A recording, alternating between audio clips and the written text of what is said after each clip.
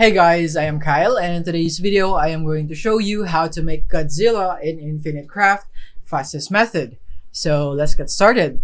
So the first thing that we will need is earth plus wind right here, and then once you have that you would now have dust, and then the next thing is you would need another dust to create sand, and once you have sand you want to add water here, and then after that is you want to add earth so that you would create plant. And then once you have that, you want to combine these two to create cactus. And then the next thing is we want wind right here so that we can convert the cactus to tumbleweed.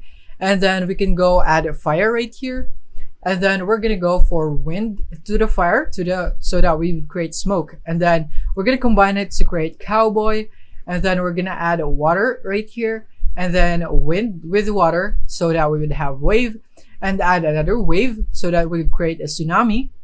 And then the next thing is we're gonna add a plant and then water into the plant to create swamp.